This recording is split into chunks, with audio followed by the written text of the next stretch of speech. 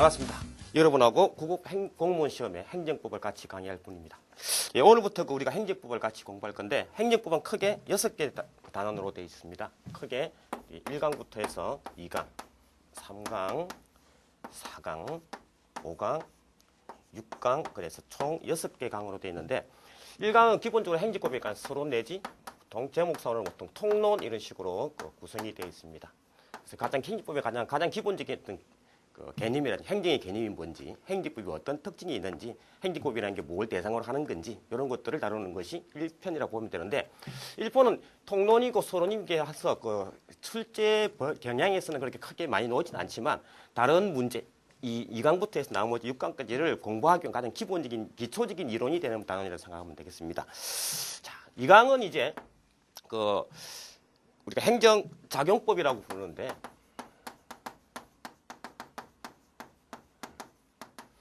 국가 행정에 관한 작용들이 뭐가 있는지에 대한 내용들을 보기 단원이고 3강이 이제 행정강제법이라고 부르는 단원입니다. 행정강제법 그리고 4강이 행정구제법 그리고 5강이 이제 행정조직법이라고 보통 우리가 부르기도 하는 것이고 6강이 이제 특별행정작용을 배우게 됩니다. 그래서 우리가 국어공무원 시험에서는 행정법 총론이라고 되어 있으니까 여기까지가 우리가 총론으로서 이렇게 여기까지가 총론이다 보면 될 것이고 밑에가 강론으로서 이제 우리는 행정법 총론의 국어공무원 시험에서의 시험 범위에서는 제외된다고 보면 됩니다. 그래서 우리 제가 강의는 이제 4강까지의 강의인데 구체적인 내용은 계속 제가 수업을 진행하면서 말씀을 드리긴 하겠지만은 기본적으로 전체 출제 경향을 먼저 좀 살펴보고 하게 되면 가장 많이 나오는 단어는 일단 행정작용법 2단원과 그리고 4단원의 행정구제법입니다. 그래서 전체 출제 범주를 보게 되면 행정작용 전체에서 한 20.7% 정도가 나오고 있고 최근 4년간의 분석입니다. 그리고 3단의 행정 강제와 관계된 것이 한 9.3% 약 10% 정도가 나온다고 보시면 되고 4강이 한 15% 정도 이렇게 각각 출제 빈도를 보인다고 봅니다. 그래서 결국 전체적인 분들을 보게 되면 특히 2강과 4강에서 거의 한 35%인지 약 40% 가까이가 보이고 있고 행정강제법에서도 거의 한 9.3% 정도의 정도를 보여줍니다. 그래서 1강은 1단원에서는 그렇게 많이 보이지는 않지만 그래도 나머지 아까 앞으로 제일 처음에 했던 것처럼 2단원과 4단원 쪽의 문제를 풀기 위해서는 기본적으로 2단에 관한 내용들이 좀 공부가 돼 있어야만이 나머지 단원도 볼 수 있다고 보면 됩니다. 그래서 어쨌든 가장 기본적인 행정작용은 뭐가 있는지 그리고 행정구제에 관한 것이 뭐가 있는지입니다. 그래서 행정법이라 그런 다음에 나중에 다시 우리가 2절에서 다시 배우겠지만 이런 행정의 작용, 행정에 대한 조직 그리고 행정에 대한 구제에 관한 법이라는 공법이 행정법이라고 보시면 됩니다. 그래서 먼저 우리가 크게 가장 기본적인 우리가 공부를 좀 하기 위해서 행정법이라고 했을 때는 일단 기본적인 법의 분류를 좀 보게 되면 가장 기본 분류가 국내법이라고 우리가 국제법으로 일단 분류를 할 수 있습니다.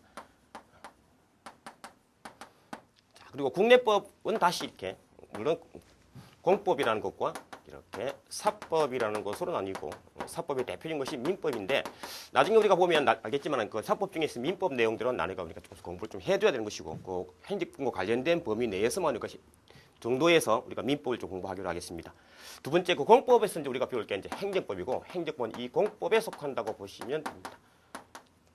자, 그래서 기본적으로 공법과 가장 중요한 게 공법하고 사법과의 분류가 일단 가장 기본적인 분류 방법인데 공법의 가장 대표적인 행정법이 가장 기본적인 특징이 뭐냐면 강제성이라는 게 있고 여기는 자율성이라고 생각하면 됩니다.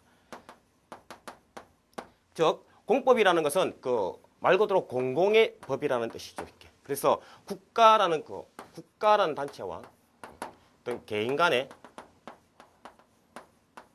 수직적인 관계를 다루고 있습니다. 즉 국가 권력이라는 권력 작용에 의해서 개인에 의해서 뭔가를 강제하거나 뭔가를 명령하는 그런 금지시키는 행위들이 이렇게 주로 행정법에 관련된 강제성과 관련된 내용들을 본다면 사법의 내용은 이런 국가와 개인의 관계가 아니라 개인과 개인의 어떤 자유로운 관계를 다룬다고 보시면 됩니다. 그래서 가장 기본 자율성의 문제는 뭐냐면 개인과 개인 간의 관계에서는 법적인 문제들을 언제든지 자유롭게 할 수 있다. 그러니까 개인과 개인의 의사의 합치, 보통 우리가 말하는 계약에 의해서 개인과 개인 간에는 자유롭게 법률 관계 문제를 다뤄 나갈 수 있다고 보시면 됩니다. 그래서 우리는 보통 자율성이라 부르지만 좀 법률 용어로 말할 때는 사적 자치 또는 계약 자유, 말 그대로 사적인 일은 스스로 해결하는 것이 원칙이다라는 말로 쓰기도 하고, 또 다른 이름으로는 계약은 자유롭게 하는 것이 원칙이다라는 말을 쓰기도 합니다. 즉 그래서 사법이라는 것은 가장 중요한, 사법이 민법을 지배하는 가장 중요한 원리라는 것은 개인끼리의 계약은 각자 알아서 하는 것이다. 이게 사적 자치 또는 계약 자유라고 생각하시면 됩니다.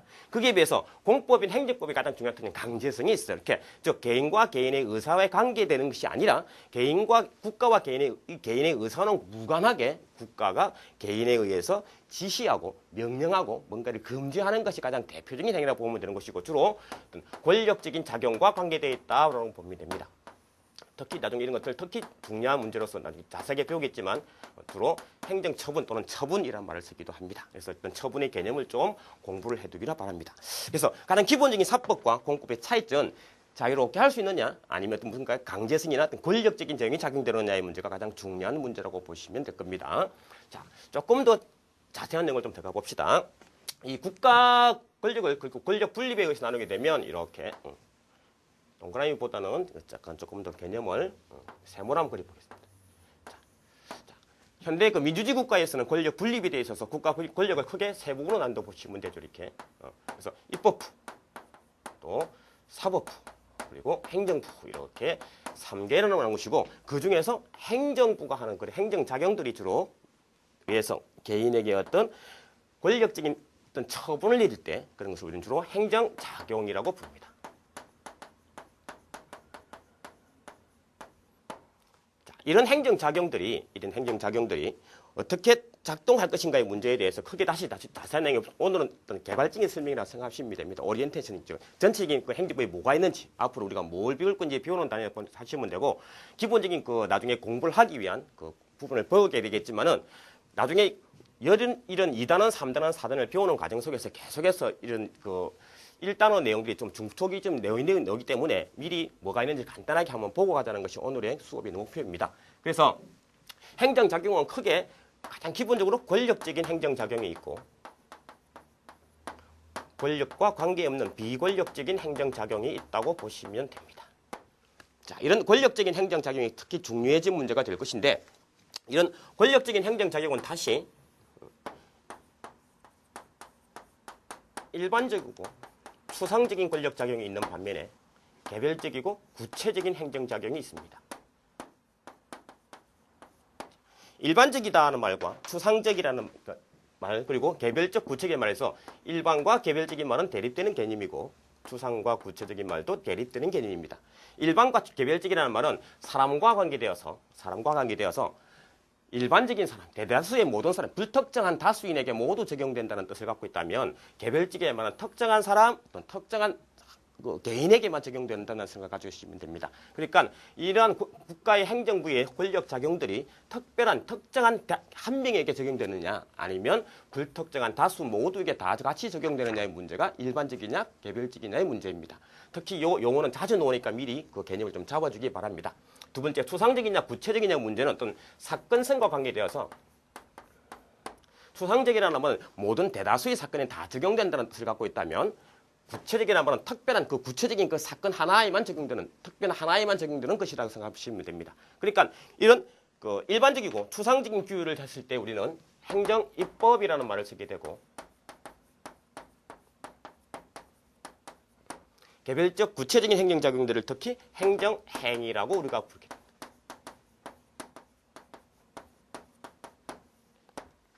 자, 그래서 결국 우리가 나중에 보면 이게 행정작용법에 있어, 특히 이제 2단을 갔을 때 행정작용법 중에서 우리가 배울 것들이 이런 일반적 추상적인 권력작용인 행정입법, 그리고 개별적 구체적인 행정행위인 행정행위, 이렇게 두 개를 보시는데, 특히 행정행위 개념이 중요한 개념으로 등장하게 됩니다. 그래서 이런 행정행위 개념은 나중에 다시 자세한 분류를 배우겠지만, 기본적으로는 어떤 수익을 주는 행위, 또는 어떤 부담을 주는 행위, 또는 침해를 주는 행위라고 해서 침해적 행정행위 또는 수익적 침해행위, 물론 나중에 뒤에 다시 배우겠지만 복효적 행정행위라고 해서 이 두 가지 모두의 효과를 동시에 나타나는 것도 있긴 합니다. 기본적으로는 일단 수익적 행정행위와 이익을 주는 행위, 또 그리고 침해, 또 부담을 주는 행위로서의 침해적 또는 부담적 행정행위로 구분이 된다고 보시면 됩니다. 자, 그리고 비권력적 행정행위는 어떤 공법상의 어떤 계약이라고 우리가 보통 말을 하는데 간단한